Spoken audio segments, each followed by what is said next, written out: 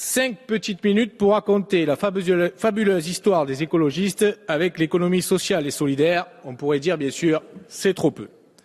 Donc en premier, nous dédions ce texte à tous les acteurs de l'économie sociale et solidaire, précurseurs et contemporains, ancrés sur les territoires. Aux démarches citoyennes porteuses de l'alternative, à toutes celles et tous ceux qui s'engagent parce qu'ils se sentent concernés par le bien-être et la satisfaction des besoins de chacun. À celles et ceux qui entreprennent avec enthousiasme pour faire de l'économie autrement, pour porter l'idéal d'autonomie, de responsabilité et d'initiative que comporte le mot parfois décrié d'autogestion. Rappelons-nous Sartre et Cohn-Bendit qui débattaient de l'imagination au pouvoir et de l'extension du champ des possibles.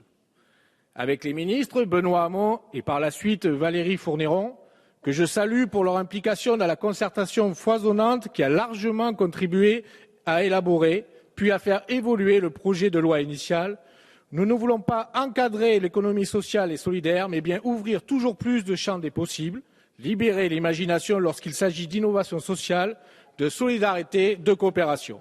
Il fallait donc lui donner une définition partagée et les moyens de changer d'échelle.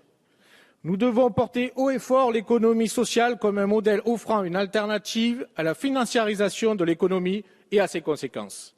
Nous répétons que l'économie sociale et solidaire n'est pas une économie de la réparation, mais bien une économie de la transformation.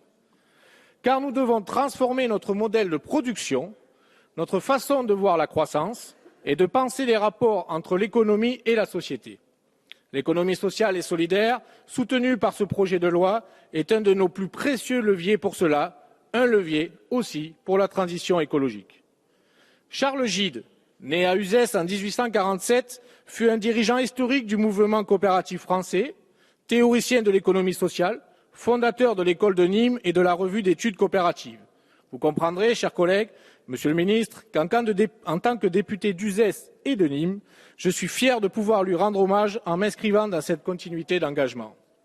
Sur ce texte, les députés du groupe écologiste et au-delà d'autres élus régionaux ont activement participé à développer des sujets aussi essentiels que la définition de l'utilité sociale et du développement durable, la gouvernance démocratique dans les entreprises ou les associations, la gouvernance territoriale de l'économie sociale et solidaire, l'économie circulaire, la transition énergétique, l'alimentation et l'agriculture, le besoin nouveau d'indicateurs de suivi statistique intégrant la qualité de vie et le développement durable, la formation initiale et professionnelle, la relation entre secteur public et secteur privé à lucrativité limitée, le commerce équitable et les monnaies locales complémentaires. À ce sujet, je rappelle qu'il y a aujourd'hui en France une quarantaine de monnaies locales complémentaires en fonctionnement ou en projet. Leur objectif est de renforcer le lien social, de favoriser prioritairement la consommation locale pour des circuits courts de proximité et de qualité et de refuser la spéculation. Elles sont intégrées dans ce texte et la reconnaissance de leur existence dans la loi française est un véritable progrès. Mes chers collègues, si quelques-unes des améliorations souhaitées par les écologistes n'ont pu être intégrées à ce stade, elles ont été renvoyées par le rapporteur ou la ministre à d'autres projets de loi.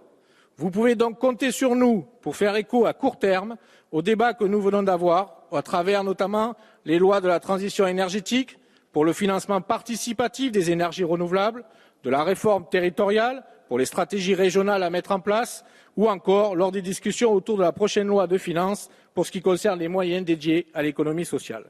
Je terminerai mon propos sur cette question des moyens par une note européenne à l'approche des élections qui se tiendront dimanche prochain et pour lesquelles une mobilisation des électeurs est indispensable. Une mobilisation en faveur d'une Europe démocratique et sociale, une Europe de la coopération territoriale et économique. Nous avons intégré dans la loi la référence au Fonds d'entrepreneuriat social européen qui est entré en vigueur récemment. Nous pouvons aussi citer les programmes pour l'emploi et l'innovation sociale, la solidarité ou la microfinance. Nous pourrions évoquer les stratégies européennes qui visent à renforcer les compétences régionales et nationales pour améliorer la visibilité et la reconnaissance de l'entrepreneuriat social ou encore les financements prévus en faveur de la formation des entrepreneurs sociaux en Europe.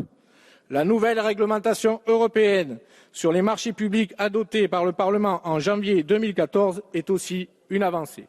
Si l'Europe se mobilise pour créer un écosystème insistant, trouver des réponses créatives et innovantes aux crises qu'elle traverse, En soutenant les acteurs de l'économie sociale et solidaire, elle doit absolument être confortée dans ce sens dimanche prochain. C'est pourquoi les écologistes voteront avec plaisir ce texte. Merci.